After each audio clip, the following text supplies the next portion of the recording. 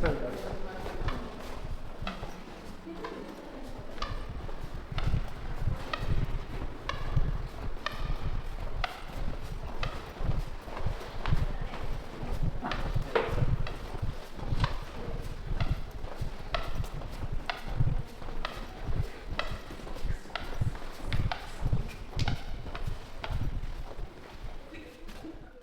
Joining our meeting today. Can you hear me okay like this? All right. Does everybody have a piece of paper in front of them? Did everybody bring a pen or a pencil? If you did not, I brought about 20. So no problem if you didn't. I will put these like extra pens like here in front, yeah? So if you don't have a pen at home, feel free to get one.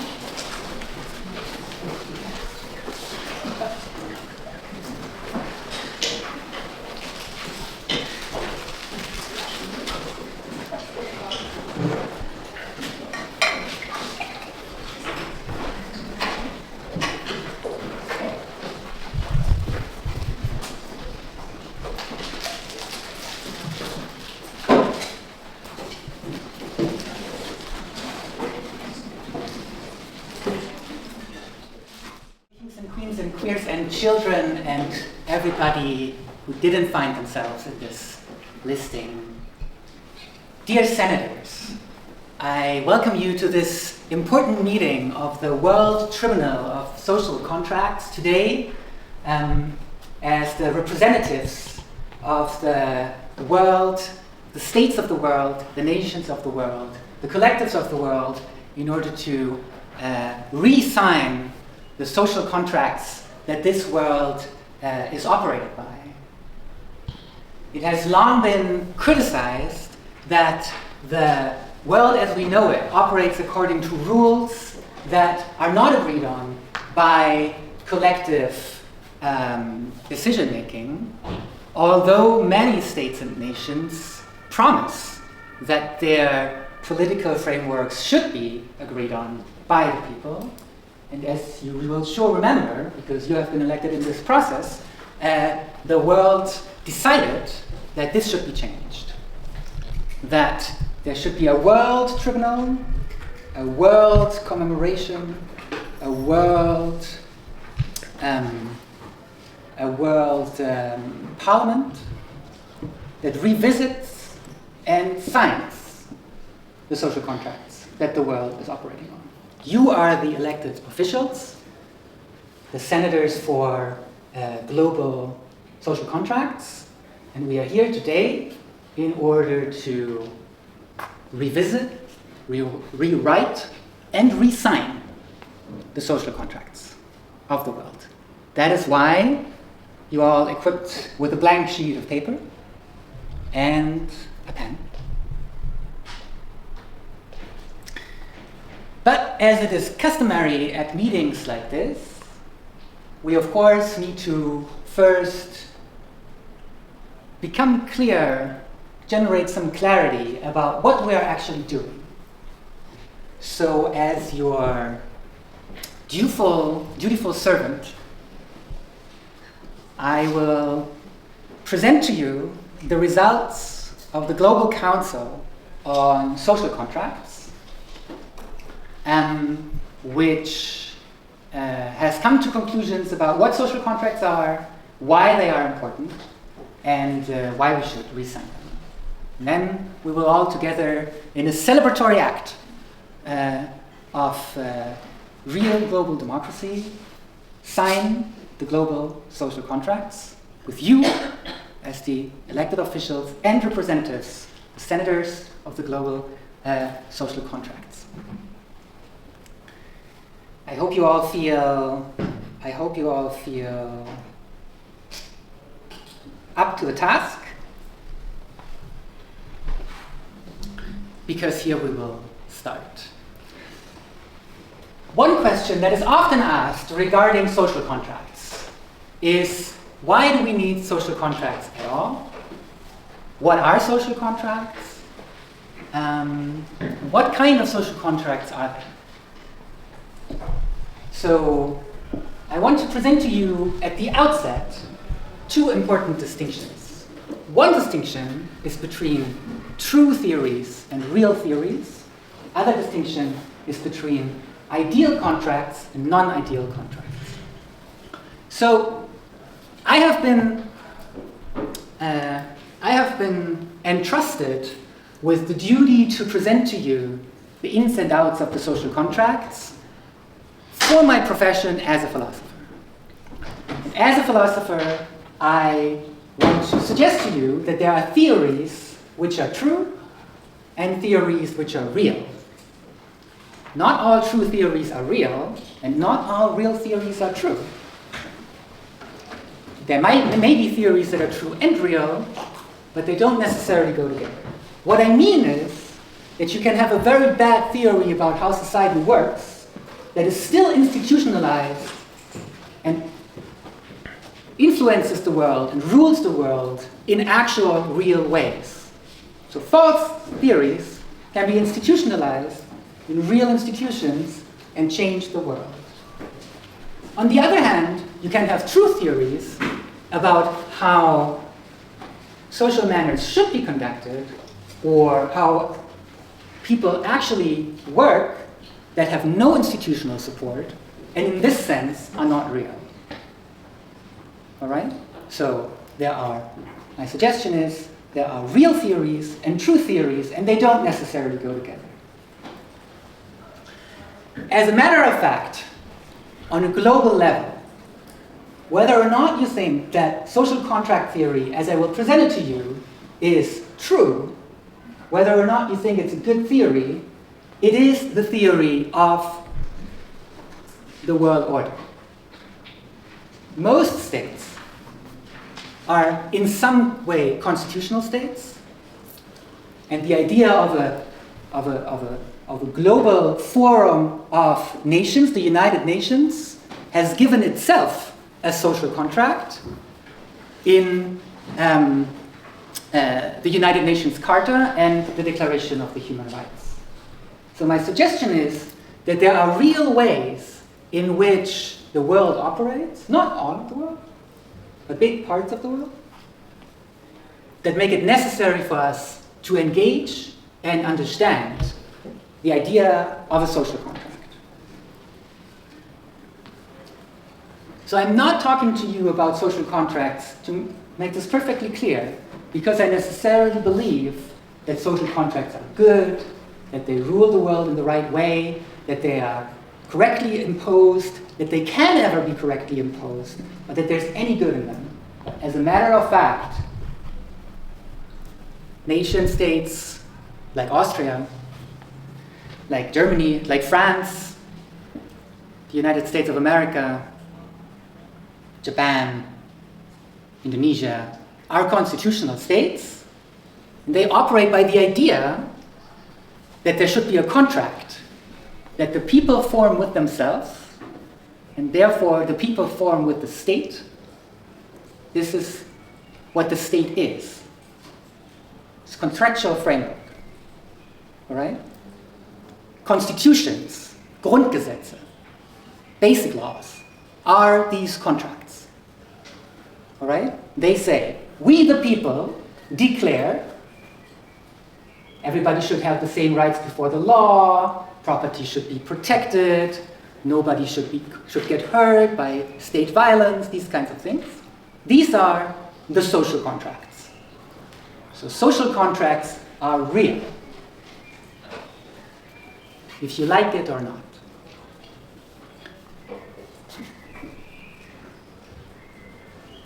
There are two different kinds of social contracts, namely ideal contracts and non-ideal contracts. Ideal contracts and non-ideal contracts. Ideal contracts say something about how we should conduct ourselves, or how a state should conduct itself, or how a collective should conduct itself, so as to enable the best possible outcome. Peace, happiness, justice, you name it.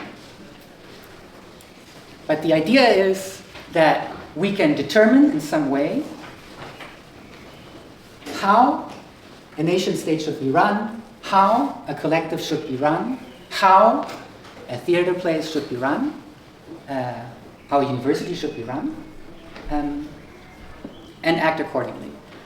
But besides the ideal contracts, there are non-ideal contracts. These are the real contracts. All right? So an ideal contract may say everybody is equal before the law. But in reality, some people might be more or less equal before the law.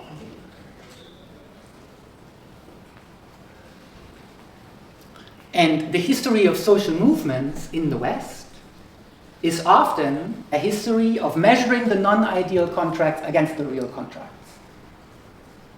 The history of social movements in the West is often a history that says, you said we are all equal, but we are not. We signed the contract. You must deliver.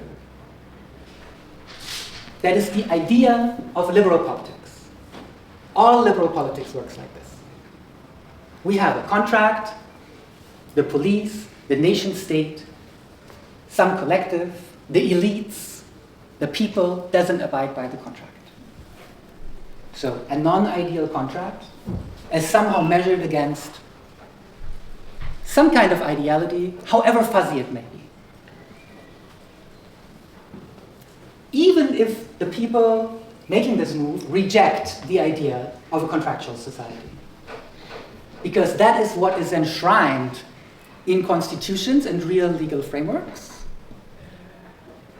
And because that is something that has deep roots in social relations as well.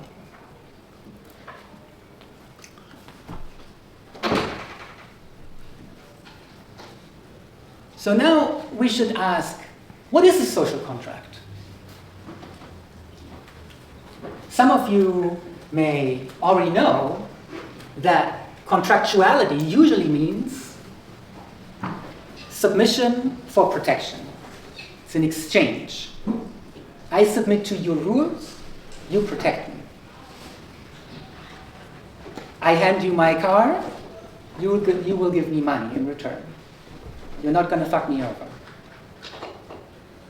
I am a citizen of this state. I submit to the rules of this state.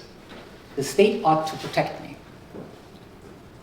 I give up on my capacity to break laws. I will get a job. I will be exploited. I will get up 8 in the morning, work all day, have 8 weeks of holiday, 6 weeks, however. And the state will ensure that I can have some kind of a life. That's the most general idea of a social contract. Submission for protection. Now, historically speaking, the contract tradition is a tradition of the early modern period, so the 17th and 18th century, where theorists such as Rousseau, Hobbes, Spinoza, Kant formulated ideas of this kind of like contractuality in order to replace the idea of statehood as grounded in divine rule, which meant in monarchy, right? So the monarch is usually sent by God in some way, shape, or form. So in order to replace the repressive order of the rule of one over all, these people had the idea that it would be nice if we could all rule ourselves collectively. And the framework that they offered was social contracts. We all submit to a law that we write together, or that some representatives of ourselves will write on our behalf. And in return, these institutions will protect us. They will protect our life, our property, our well-being. They will make sure that we're fine. So that is the idea of what then becomes the Enlightenment state, which gets cast onto an international level with United Nations, International Court of Justice, these kinds of institutions. All right, so we know what a contract is,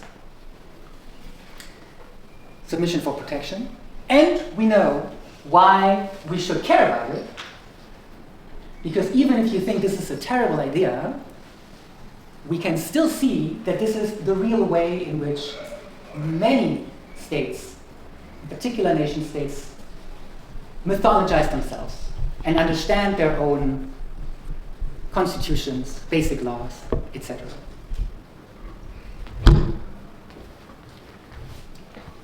And this is also why today you're here.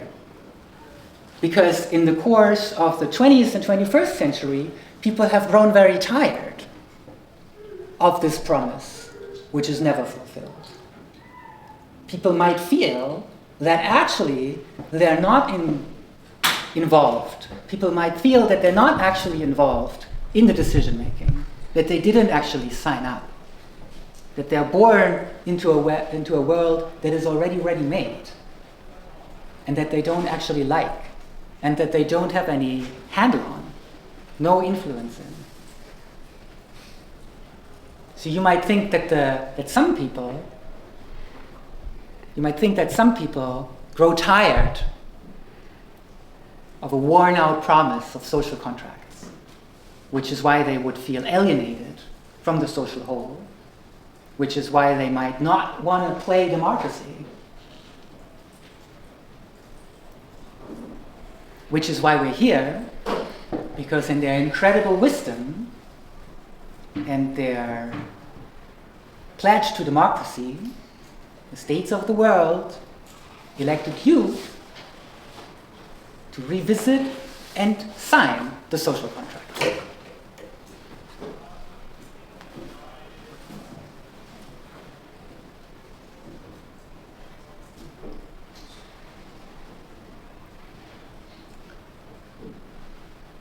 Now, there has been a lot of talk about non-ideal contracts and the particular kinds of non-ideal contracts there are.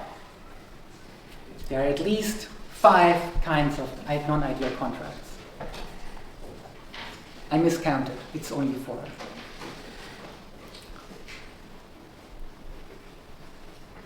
Non-ideal contracts have political, epistemological, moral, and aesthetic dimensions.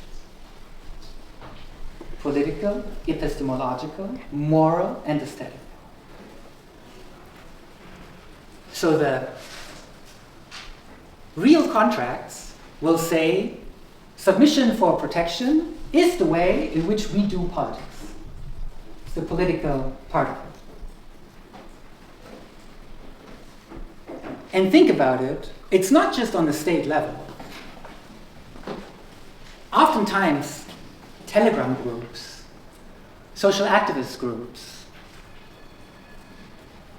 other kinds of political collectives give themselves some kind of agenda or another contract-like agreement. If you come to the space, don't be racist, don't be sexist, don't be transphobic, etc., etc. That's a contract. By entering this space, you agree, you're going to behave in this or that way. In the same way, the non-ideal contracts have moral dimensions. It's not just that you break the contract and you'll be punished for it. It's also that you'll be a bad person. One good example is the marriage contract.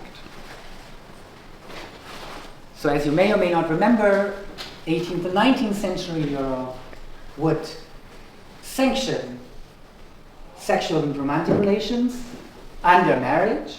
So it would sanction sexual and romantic relations under the umbrella of the state. And you would have to sign a contract that says these are the conditions under which we are sexually and romantically involved. Of course, the 20th century has eroded this to a degree. It's not the case anymore that you always have to sign a contract, but many people still kind of sign a contract. They have like kind of a conversation about whether they also have sex with other people, about protection, about the conditions under which people are romantically involved, how much time do we spend together, about do we want children, about what constitutes our relationship to each other. Do we primarily do ketamine together, or do we want to like build a life? What do you need right now in your life? Can I provide what you need in your life? And I would suggest that like this has a contractual form. So it's not only the contract, it's not necessarily a written contract. The reality of the contract radiates into the social realm. It orders real social relations in contractual ways. I tried to reach you all night and you weren't there for me. But I thought you would be available to me. We can't be friends anymore. This is breach of contract. And it's effectively real, yeah? I'm not trying to say like, oh, this is just some construction out there, like some evil person, like, put it on top of you. Free yourself from contractuality. This is formative of our effective way of relating to each other. This is what's captured also under the moral aspect. I'm a good person if I abide by social contracts. In this case, not necessarily the state contract. I can be a crazy leftist activist and like say, I'm an anarchist, I don't care about the social contract on the state level, but people will still relate to each other on personal levels in similar ways.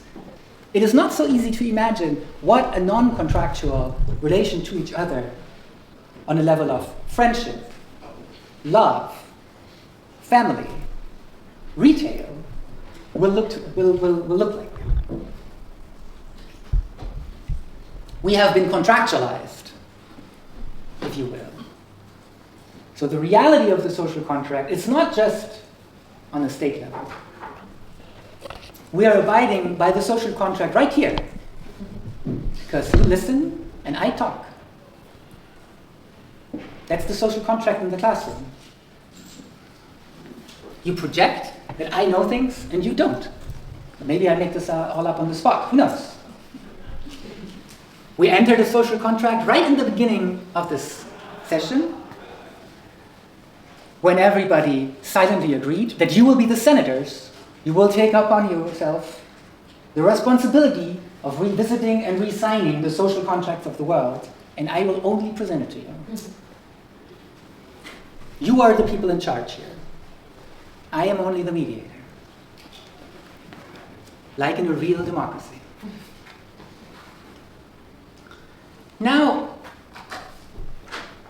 critics of social contracts might think that social contracts are always exploitative.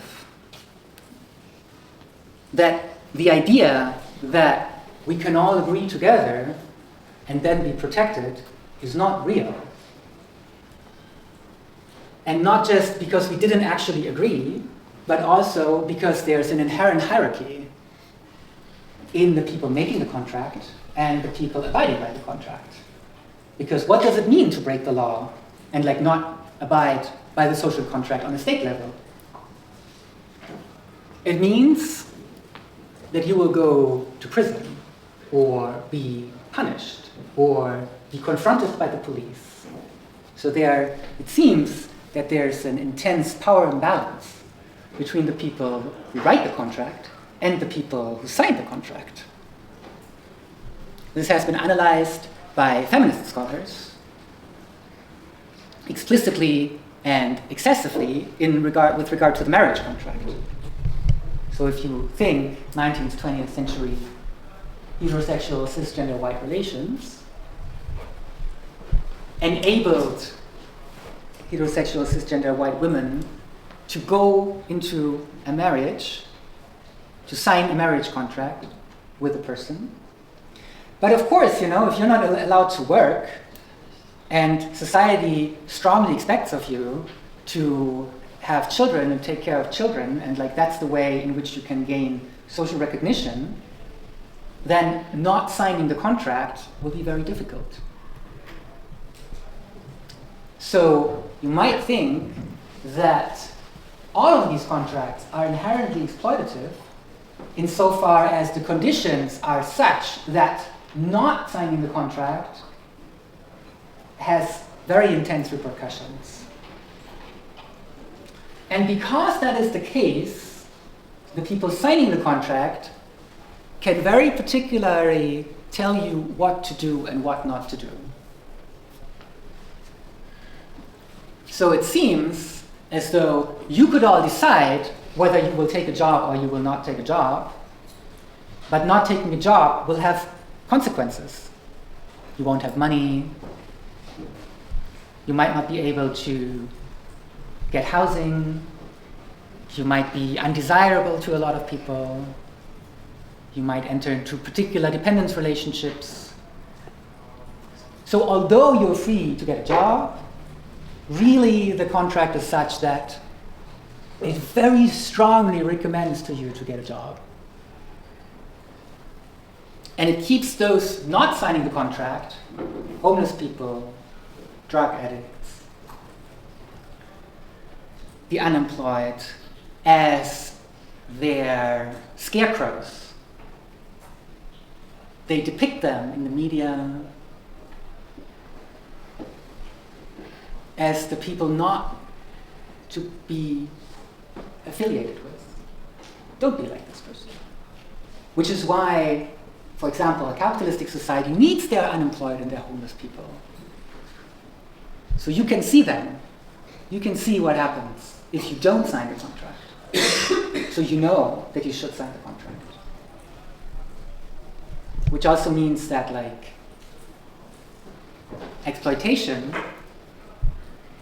that all the misery that comes from social contracts, criminal activity, poverty, oppression, is in no way an accident.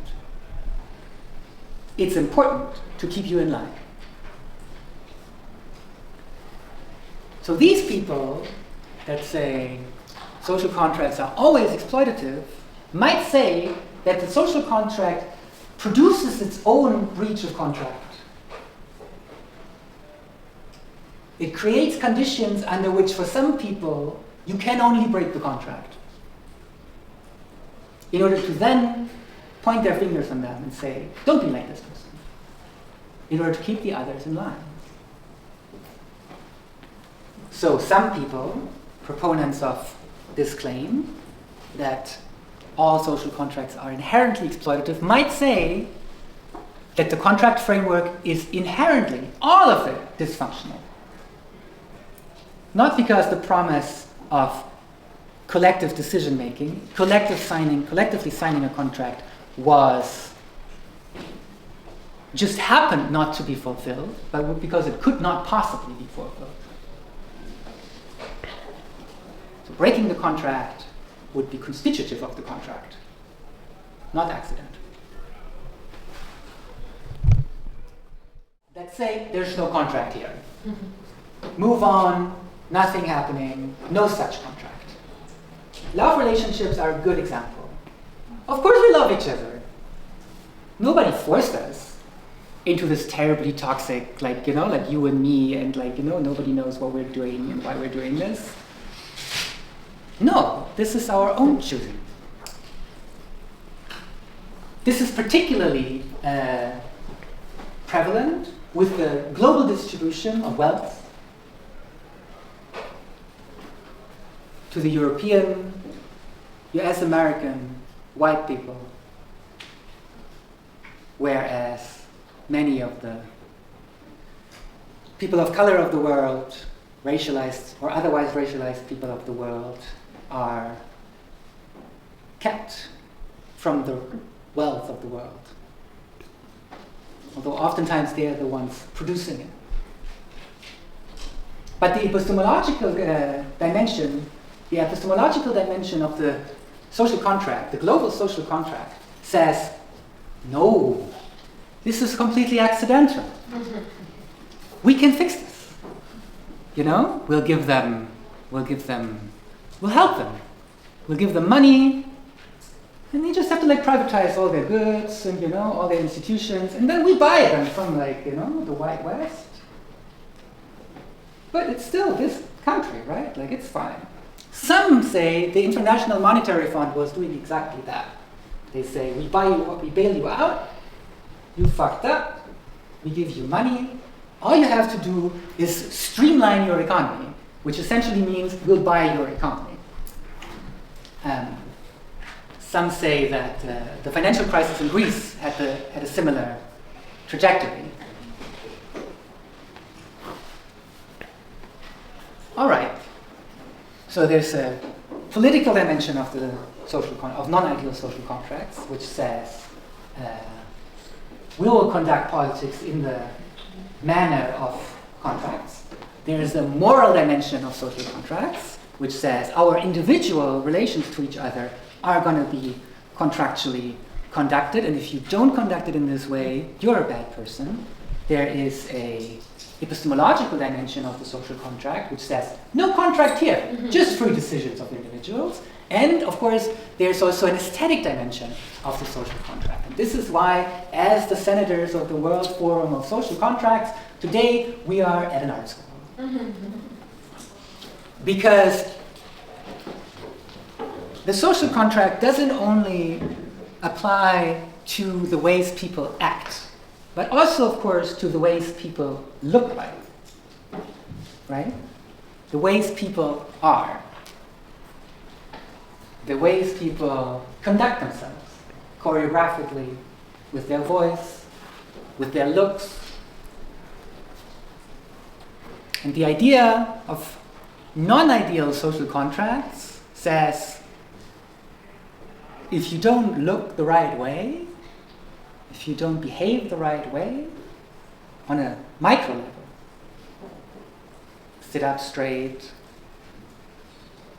talk softly, or manly, or girly, this is breach of contract.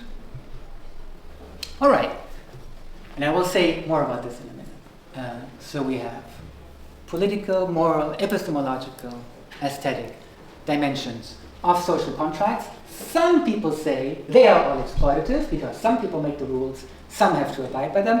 We today want to appease these people, show them that this is not the case because we all make these contracts together. You as the senators of the World Forum of Social Contracts. All right.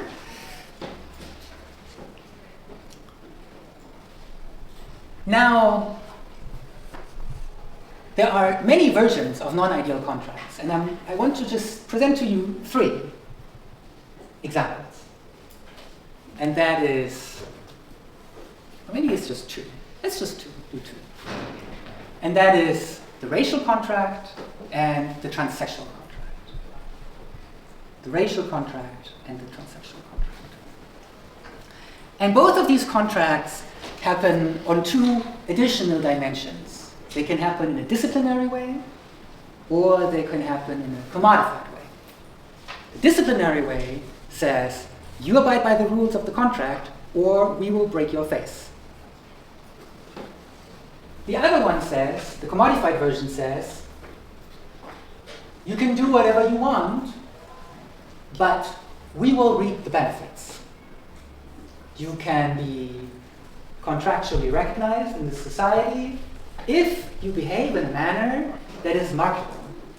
Market virility becomes the hinge of the social contract under conditions of neoliberal capitalism, which is also to say contractuality transforms. And in order to mark this for you, I brought these 2 gadgets,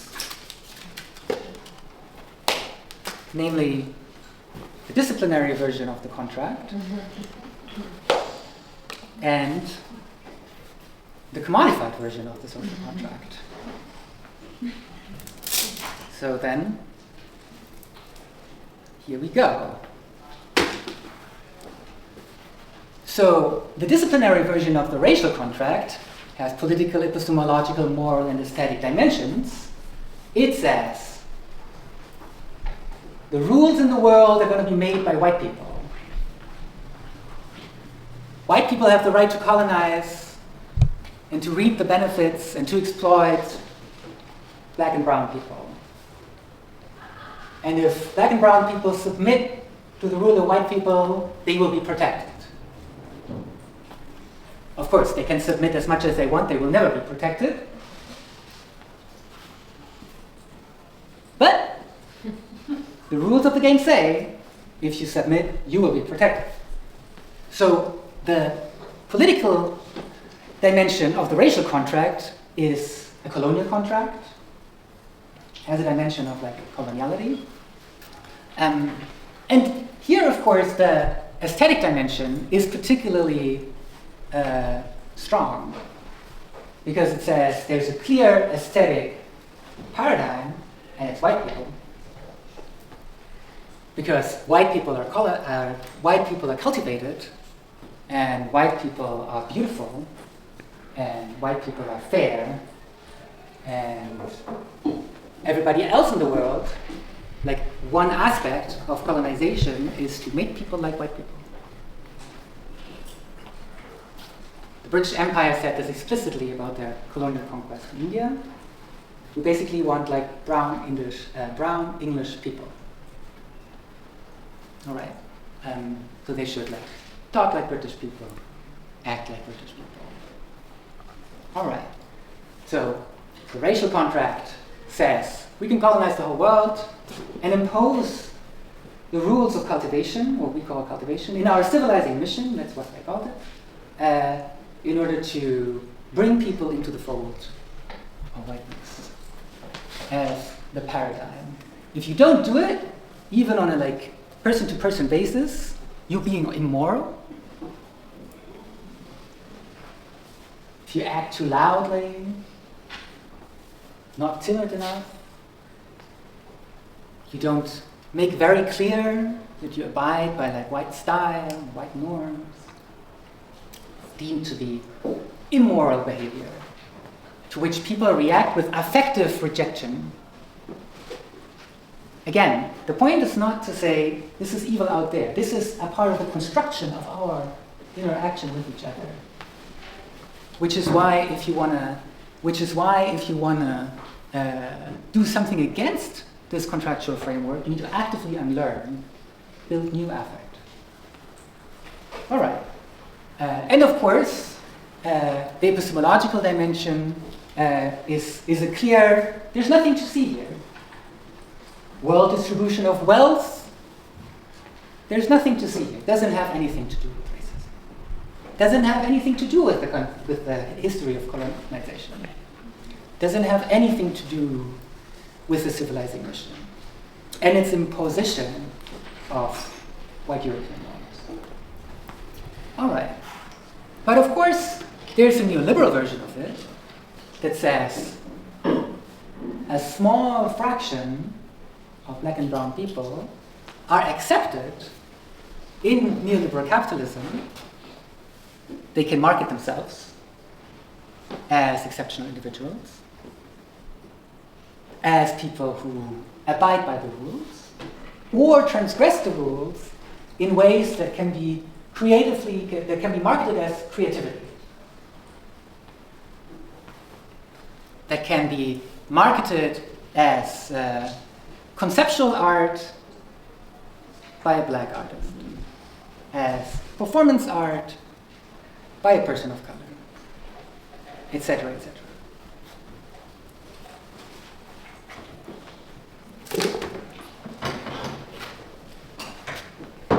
It will take like 5 more minutes. Sure. Yeah, absolutely.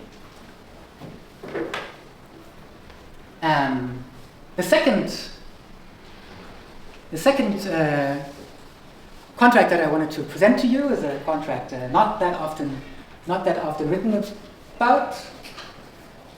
which is the transsexual contract. And here, as it were, I lump together what in the literature is the sexual contract, the heterosexual contract, and my suggestion that there's also a transsexual contract. So the idea is nation states are often formed as reproductive communities. So the idea of a nation state is we make our own babies, we reproduce our own population, so we reproduce our own workforce, and by so doing, we ensure our own future well-being. All right. Now, under this framework, one might think that what we today call gay, lesbian, and trans people are a problem. Because oftentimes, in the fantasy of like the patriarchal vision, they don't reproduce. And they have too much fun. And it might catch on. People might think that we don't actually have to like live in this particular kind of corporeal expression and this particular kind of libidinal relation, have this particular kind of sex. Which is why, in order to protect the nation, we need to prohibit these kinds of relations. Prohibit gay, lesbian, and trans identities, or lifestyles, or ways of living, or mark them out, first of all, which has happened in the 19th century, as a particular kind of identity that can then be criminalized and pathologized. Okay. So the patriarchal version of a nation state seems to have an interest in delegitimizing gay, lesbian, trans ways of living because of this idea of the nation state as a reproductive community. Which is why, to the present day, one of the most important topics in this realm are babies. It's always about the children. If anything, in a political community ordered by social contracts is to be protected, it's the babies and private property. The babies, in order to ensure the future existence of the state, and private property, in order to make sure that some few people can have a lot of stuff and the others don't. Because only scarcity ensures that people are maximally exploitable. If you don't have stuff and you need stuff, you need to do anything to get it. So they institute private property in order to take it away from you, so you have an urgency to submit. We saw this earlier already. Private property and babies. Now, to ensure that you make babies, you need to be forced into heterosexual relationships in order to like make the baby, take care of the baby, and make sure the baby can be an exploitable subject of liberal democracies or any other kind of constitutional state. But in order to make sure that these relationships are really these relationships, we need to make sure that you don't cross the lines. You don't defect. So we need to like tie your identity to your reproductive capacity. And that's what the transsexual contract does. Transsexual contract says your identity is tied to the way in which you function in reproduction. These are the guys, these are the girls. Think about it. If there was no transsexual contract, you couldn't align gender and reproduction. So you couldn't make sure that heterosexual relationships are actually reproductive.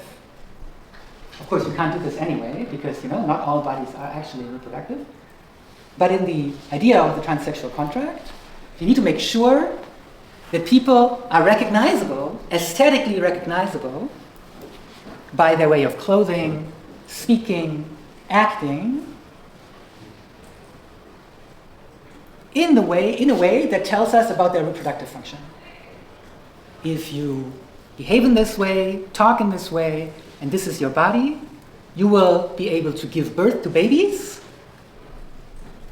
and we will team you up with a person that acts in another way, speaks in another way, behaves in another way. and can inseminate the baby. And if you don't do that, in the disciplinary version, we break your face. We're very mean to you. We put you in prison. We sterilize you. Or, in the neoliberal version of the game, you can do all these things on the condition that we can market stuff to you or make sure that you will produce new and fancy stuff. All right? So there's a differentiation on both the level of consumption and production. On the level of production, we will say, gay, lesbian, queer, trans, inter, non-binary people have such a creative potential. We want them to move to the cities and go to art schools and produce art and become pop stars and designers and community managers and political activists that will make life better for their kind so they can produce more fancy gadgets. So on the other hand, they can function as a market ground for new products. So if you invent a binder that works better for trans-masculine people, that's good for us in the neoliberal society, in the commodified society, because somebody's going to buy those binders. You're not going to give them out for free. Because you have resources that you need to acquire, you have marketing to do, etc., etc. Labor is worth money, and this kind of stuff. So we like queer, gay, lesbian, bisexual, intersex, trans, non-binary people, insofar as they produce things that we can market. Another classic example are trans feminine IT specialists. In the demographic of trans women and trans feminine people, especially like in the last 20, 30 years, many people succeeded, didn't have to make a life only as dealers or sex workers, if they succeeded in coding. We could talk about why that is. But the condition for them to succeed and to survive was marketability. All right.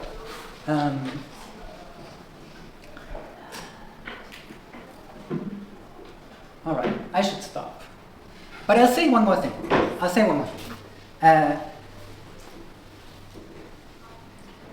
What the neoliberal or the commodified version of doing politics does on the political level. So now I talked a little bit about like the social level, moral level. But what it does on a political level is it depoliticizes and it juridifies, or it judicializes. All right, what do I mean by that? We can see this in the way in which self-determination laws, so laws for like the change of like name and gender of trans and non-binary people are being legislated. So as you may or may not have seen or thought or understood, there's a large-scale renegotiation of the transsexual contract taking place, with like hundreds of laws in many nations being rewritten. All right, and many of these laws, of course, can only or like are being rewritten because constitutional courts force the government to rewrite these laws. This is part of a larger development that moves political responsibility from parliaments and governments to laws.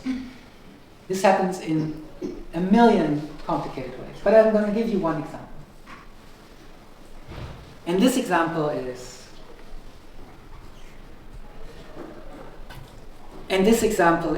the German self-determination law, which was just legislated a few weeks ago. So the German self-determination law is a reaction to a number of court cases in the Constitutional Court of Germany that brought down the old Transsexuelgesetz, the law on transsexuals. Because they said that having to get divorced, having to get sterilized, having to like have physical modifications done on your body in order to like match the aesthetic contract of like the other sex is unconstitutional, is not in line with Article 1 and 2 of the German Constitution, which says that as a part of human dignity, you ought to be able to express your personality as you wish, without bodily harm. So this doesn't go together. Forcing you to get sterilized, divorced, etc. Which was part of the German law on transsexuals until 2011. Sterilization necessary in Germany to change name and gender until 2011. All right. But no more. Constitutional Court saved us. Then for 10 years nothing happened. And then the current so-called liberal government came up with a new law, which is a very complicated law and weird for many reasons. But one part of it is that it says, of course we want to protect the freedom of expression of the individual personality, but simultaneously we also want to protect private property. Because private property and babies are the most important thing in society. Private property and babies. If there's any takeaway for you from this day, private property and babies. And also, of course, the lawgiver is suspicious of trans women in particular. Because in a patriarchal society, defection from the male ideal, the male aesthetic, must look crazy. So we value masculinity so highly, why would you not want to do this? And then also have a good life and have fun doing this? If everybody did this, we could not maintain our weird social order. So we must make it very hard not to do that. All right. So in the law, the self-determination law, the German self-determination law, there is what they call the Hausrechtsparagraph. So the Hausrechtsparagraph is a paragraph that regulates how expression of gender is to be regulated under the conditions of private property. So the question is, as a trans woman, can you go to a women's sauna? Can you demand access to a toilet marked for women? Or a women's parking lot, or something like that. The German law says, look, up to now it hasn't been the case that in order to gain access to a women's sauna, you had to show your passport. So nothing changes. So, the conclusion of the German law is, nobody can demand access to a women's sauna just by virtue of their changed name and gender marker. Just peculiar conclusion. You could also have said, nothing changes, the end. But the law doesn't do that. The law says, so nobody can demand access. All right. But still, the overall law on equality, social equality, is supposed to be in place. So there's a friction in the law, where on the one hand, the law says you can kick people out if you think that they would be dangerous. But on the other hand, the law says everybody is equal. So in the law, as it were, you have a friction that will inevitably lead to a court case. At some point, somebody will kick somebody out, and then a court has to decide, was that constitutional or was it not? Is self-determination law more important, or is private property more important? All right. What is interesting to note here is that the political authority, the state, withdraws and says, we're not going to rule this. You know? Because we're for freedom. Freedom of private property, freedom of all people to rule over their private property. So we, as the government, are not going to make a rule who is going to be protected and who has like what kind of access in what context. We're going to relegate the decision to the courts.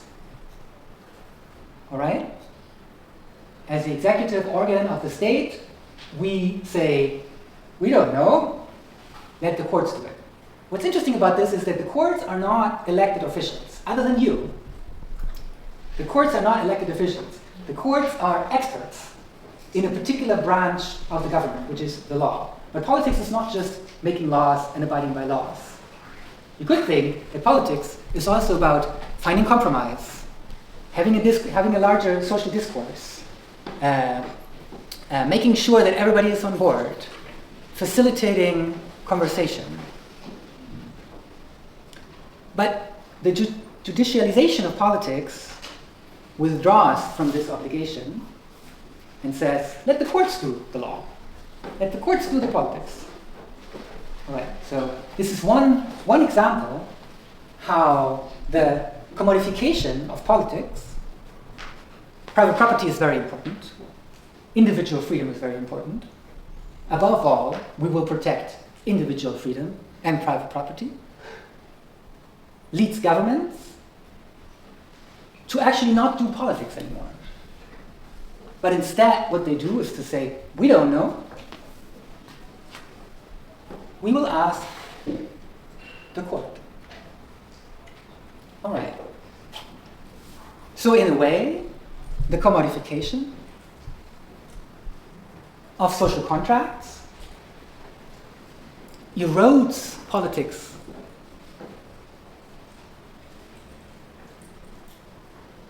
It runs politics down. It diminishes politics. It's not that there's no politics. People make laws. People have debates. But a development that you can see in the last maybe 20 years in particular, 30 years, is an increasing judicialization. One thing that I forgot, and then I'm finished, regarding the transsexual contract and the racial contract, is that they are, of course, one contract. Yes? All right.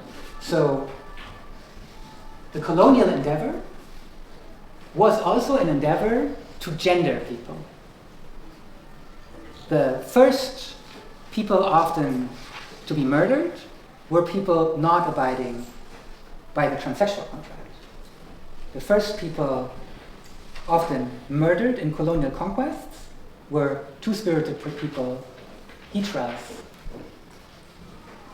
and other gender-diverse people.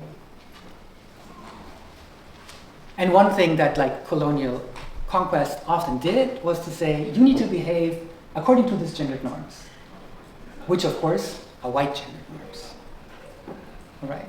So the racial contract is already a transsexual contract. And the other way around, the transsexual contract is of course a racial contract. It says you can be recognized if you are creative and you consume the right things, but you need to do it in a kind of white way. A very good example is Christine Jorgensen, who was one of the famous trans women of the 1950s and 60s, one of the first people getting gender affirmative surgeries, bottom surgery, which was a huge thing in the 50s. And if you look into interviews with her, often the interviewers are going to say, "Oh, she moves so delicately and so respectably, and she really wants to marry and be a heterosexual woman and have a household and children, and the ways of moving abide by white norms." All right. So here, whiteness is the lubricant for a trans woman to be accepted under the disciplinary contract of gendered behavior. So in this way, the racial contract is a transsexual contract, and the transsexual contract is also a racial contract. They're one contract, of course, which is why we started off with social contracts in general, because actually this is all just one giant clusterfuck of contractual relations. All right, We will now take questions, just so you have a good understanding of what you're about to do, and then in the rest of the day, we invite you to rewrite the social contract. If you already wrote one with your notes on the paper, you can just sign that. Misunderstandings, laughter, dance, poetry.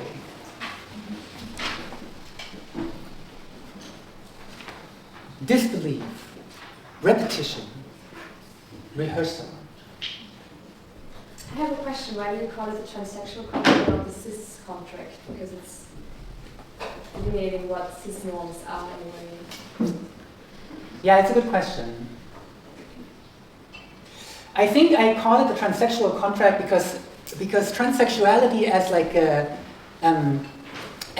gender diversity that is tied to body modification is the thing that is most strongly forbidden. Mm-hmm. And what it is meant to do is to tie cis people to understand cisgender as a kind of like social identity that is primarily rooted in a certain kind of like corporeality, like in a certain kind of body.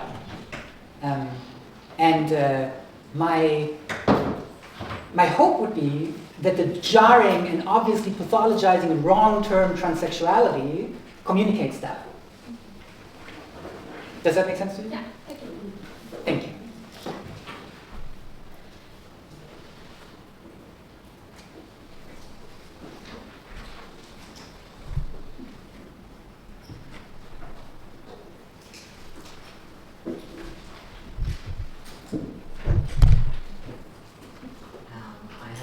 I don't know if it's a question or some thoughts to something that you were talking about, like the sort of like example of like courts sort of like deciding who gets to be in which space. It kind of just like made me think of like how do you prove to a court that you are sort of like allowed in a space, and how do you even have to have the right to be allowed in a space? It just made me think of like the whole problematic of like, do you then need a politically like recognized right gender marker that coincides with the way that you are read by society and you are read by instances of court, instances of judges, instances of like the places you are in? Like all of this sort of like comes back to like this really then being forced to be part of the system, and like also jumping through these hoops of like legal recognition and like I don't know which like everything that goes into that, right? I wonder. Yes, perfect question. Thank you so much. I was part of I'm part of a social activist group that's called Self-Determination on Our Own Terms, Selbstbestimmung Selbstmacht, and we wrote a counter law. We wrote another law, and in that law we cherish Geschlechtsmündigkeit, so maturity to like choose your own gender. We say that everybody in principle has the ability to judge what their social position is, like in which social position they will best thrive, flourish, you know, as a judgment, as a consideration of like external factors, what does society look like, etc., and in internal factors. What do I feel like? All right, but Geschlechtsmündigkeit has nominal and material aspects. The nominal aspects would be the like changing papers, and the material aspects would be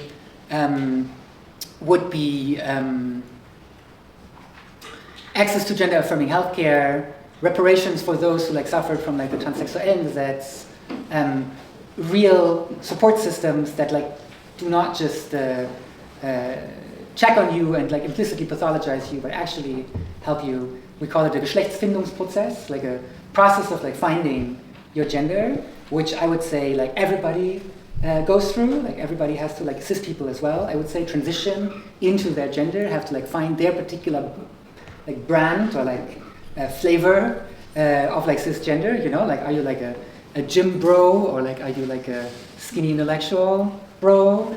Like these are things that also need to be maintained, like, and do you need to like read a lot of Kafka or like go to the gym 3 times a week? These are decisions, judgments that you need to make and actually follow through. So in this sense, we would say, transition is not particular to trans, inter, non-binary people. Okay, but what's important, like what I wanted to say, is that like by restricting itself to the nominal side of gender, the German law and many laws actually enforce stronger norms on the material side. All right, and the sauna case is a good case for this. So I can change my name and gender, but that doesn't ensure yet that I will get into the sauna. In order to get into the sauna, I need to convince the person who owns the sauna that I have a place in this sauna. All right. So now it will depend strongly on the social norms in a given local context. Vienna, Salzburg, Berlin, Buxtehude have their own local gendered norms. Each and every particular sauna might have their own gender norms, and I need to make sure, as an individual, neoliberal society, everything with the individual, as an individual, that I can pass in these norms. That doesn't necessarily mean that I pass as cisgender, but it means that I confirm enough for them to let me in. And in this sense, the withdrawal from the political decision, like the denial of the political authority to make a political decision, leaves it to individuals. It's no accident that the Free Democrats, the neoliberal party, wrote this law in the Ministry of Justice, primarily. So leaves it to the individual and to the individual decision maker in the individual private enterprise. All right. So while in the old law you had 2 people, psychiatrists, vet you, look at you and question you and try to find out whether you're really trans, if you're trans enough. Now that is much diversified. It is not pathologizing. It is not like a medical institution, but can be whatever institution. Of course, if you live in if you live in Berlin, you might have a good pass, but nobody ensures that you will have that easy of a time in smaller cities as well. We have a similar, in a way, we have a similar dynamic in the medical sector. So oftentimes people will say, "Oh, we need to make sure that that people don't make wrong decisions about access to gender-affirming healthcare." All right, which often translates to, "We got to protect the babies. We got to protect the children. These poor adolescent people, they don't know what they do. If we give them if we could get them puberty blockers, they will regret it afterwards." Think about it. They're mostly protecting the cisgender children. There's a clear hierarchy here. Who's being protected and who's being prevented from access to the care that they need. Okay, but got to protect the children.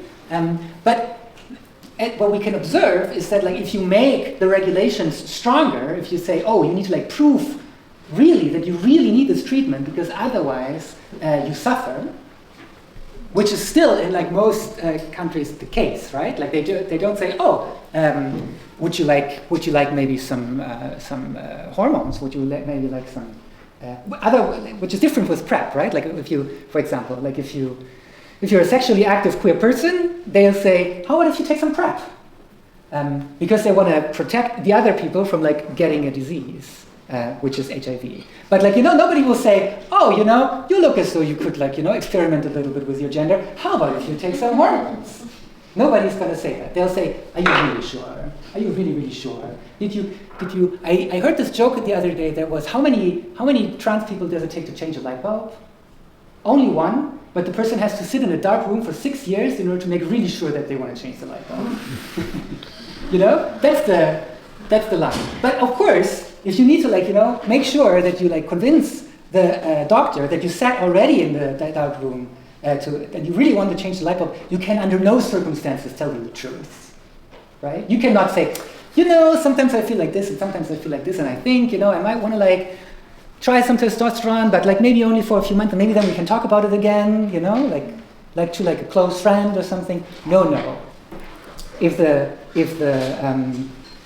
the regulations are really strict, you have to say, I'm a man, I've always been a man, I will always be a man is all I can be, you know, you need to give me testosterone, or I will commit suicide day after tomorrow, right?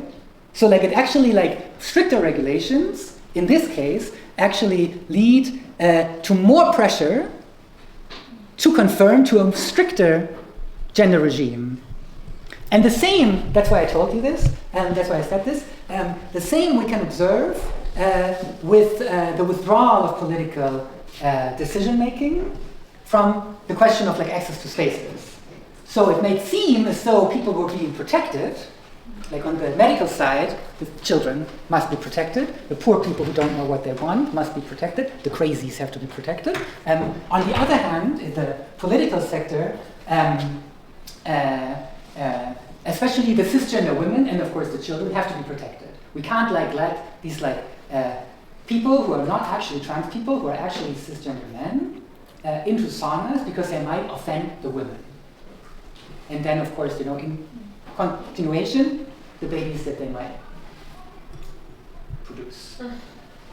All right? So you can see, like on both sides, so to speak, right? Like how a regime of protection, which in one of my texts I call a toxic protectionism, you know? Like so the government says, we are here to protect you, but actually they enforce stronger rules. Not because they say you have to conform to like stronger gender norms, but because that's the reality that follows from it. In these two examples, medical treatment can't be real with your doctor, because your doctor might deny you the treatment that you anyway need. And private spaces need to conform to like stricter gender rules in order to be allowed access. Does that respond to your question, or like to you? Yes. Great.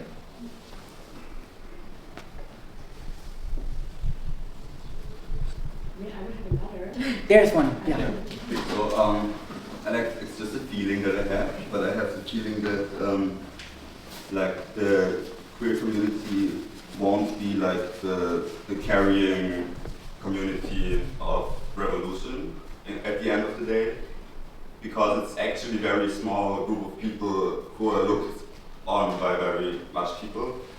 So the people nowadays are like out-weirded a bit because they see this and they're like, oh, it's weird, man.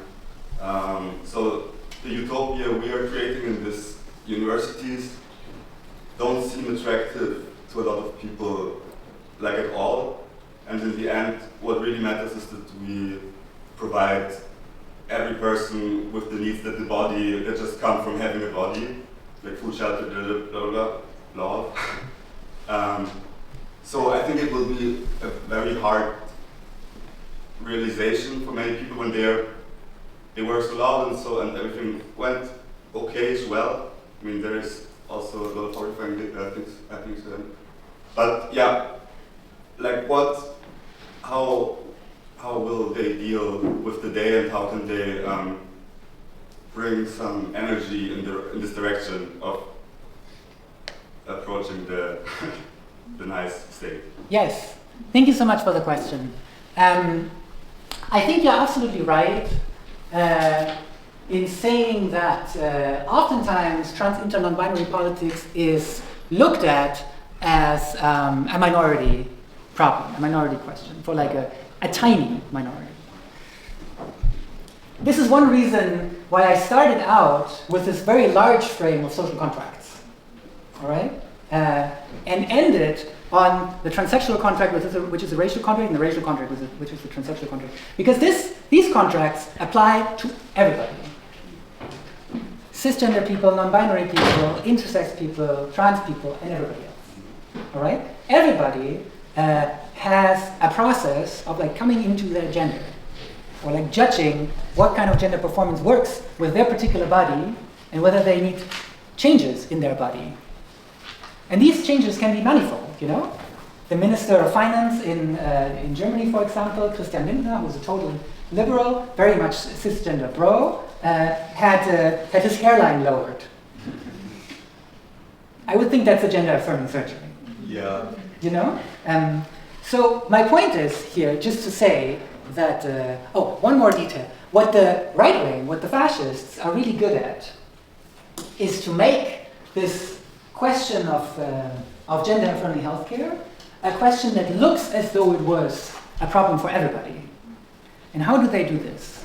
They tell a conspiracy theory about an internationally active trans lobby, which is floating a gender ideology, but it's actually, we need to gender all our terminology, and gender is not linked to biological appearance, and performativity makes the gender, and all of this stuff. It's what the right wing calls gender ideology, but it's actually driven, says the right wing, by this trans lobby, internationally active, which is actually composed by a bunch of trans women who are then, if you go far enough to the right, which turn out to be Jewish or affiliated with the Jewish financiers, of course, and their goal is, of course, to groom your children and essentially they're pedophiles. So that's the conspiracy theory. And in this way, what this theory,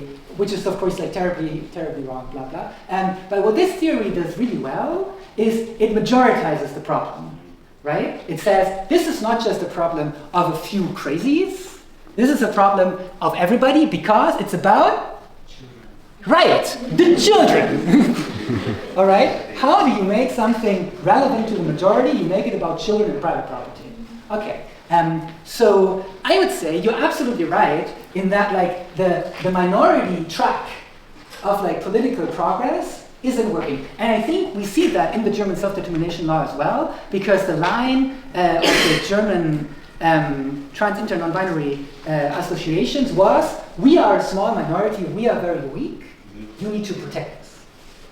So they are good liberal politicians, or they're good liberal activists. They say there is a social contract, we abide by the contract, we're nice, we make money, we go to the parliament and say, please, please, protect us, and we hope that you protect us. And I think it's not happening.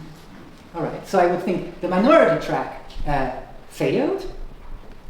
We can see how the political right wing is already driving on the majority track and is making good progress on that track. Many people seem to believe this bullshit.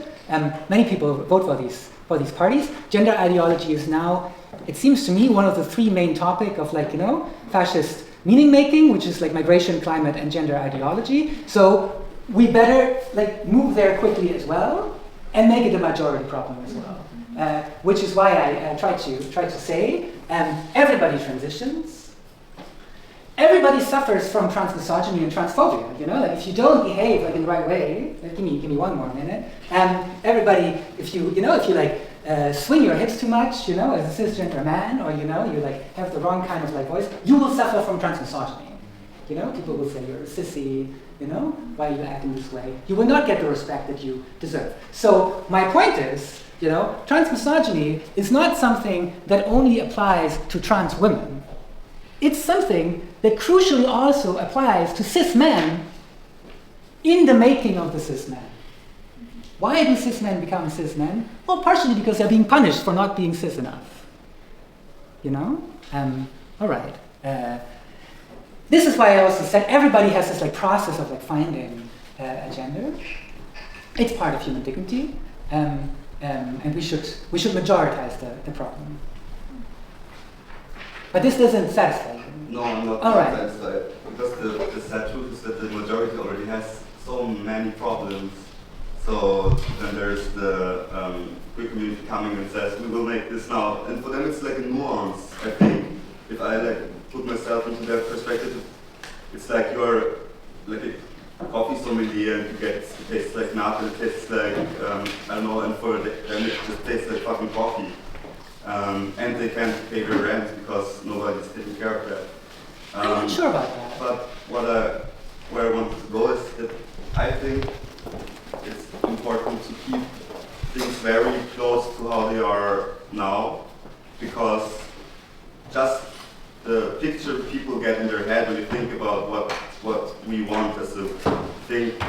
it's too weird for them. And I think if we have our people fed and happy and they can read and enjoy their lives and then we go to work and it works for everyone, a few years, maybe even generations after that, we should start asking these healthy people what the majority wants.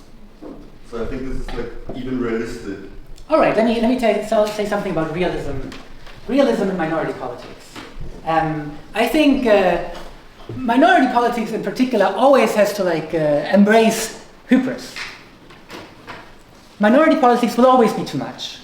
We have no chance of being realistic.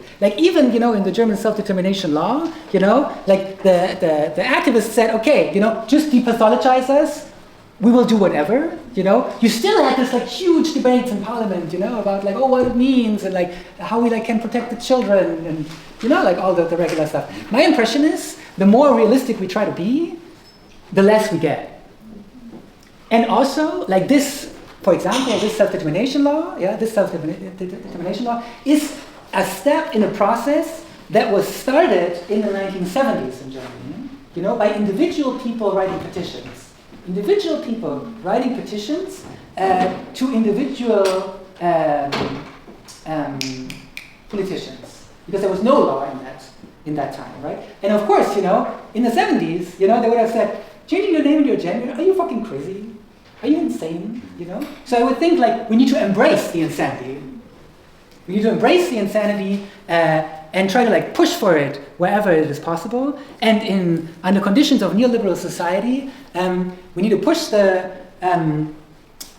it partially by being sexy, by making it desirable, by making this what people want, by having more gender diverse, trans, inter, non-binary pop stars, theater actors, film stars, etc., etc.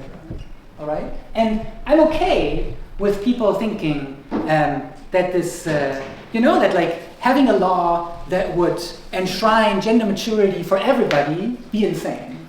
My impression is that's a compliment. That means it can work. A law that says what? Well, I said it earlier, right? The law that we wrote, the counter law. I mean, we're a group of a few people. We sat down and wrote a law. How crazy is that? But this law is guided by the idea that everybody has the capacity to judge about their own gender, and it should be a task of the state to support everybody in finding the gender that fits them best. All right, and of course it's a crazy law. It's what it's meant to be. I do believe that this is a better law. It would be cool to have this as a law. But I also do believe that it's a conversation starter. About what would the law look like? What would the world look like that is not just defending against the fascists? Because this is also, this urgency of fascists in parliament, fascists in the government, deportation plans, international right wing, etc. is also used by the liberal centrists in order to make you vote for them. United States is the best example. It's either Trump, absolute fucking madness, or it's Joe Biden, which is another kind of madness. But it's probably the lesser evil. So many people vote for Biden, and I don't think that we should let ourselves be seduced by that. I think we should be the seductive force ourselves. I think we should say, here's what a better way looks like, what a better world looks like, what a better law looks like, what a better choreography, video art, music looks like. Which is why I think it's important to talk about these things in art schools, in order to build other paradigms. So I would say appeasing the majority is the wrong way. I wanted to ask, because you said that, for example, law, there is no law that is now made for the property, who gets to go where, with the sauna, the example you mentioned. So what I wanted to ask is there a way where, in this case, the German legislation can proactively make a law, or is it just laziness, or kind of we don't know much about it, let's do it, like, let's leave them do it for when it happens, which is kind of... It's an interesting question. I think, so if the question is like, why does the political actor withdraw? Why do they not make a political decision? So either not to, like, to appease to the majority, maybe, to not make a decision that they would regret. I think it's. I'll answer the question in a second. I just had a thought like about the previous question. 1 second, like writing this law, I would think is also a work of art. All right, that's just the one line that I also wanted to say. Like writing a law is also writing a piece of literature. It has a poetic dimension. You can see it in the International Court of Justice, right? The International Court of Justice has no leverage on anything. There's no executive force.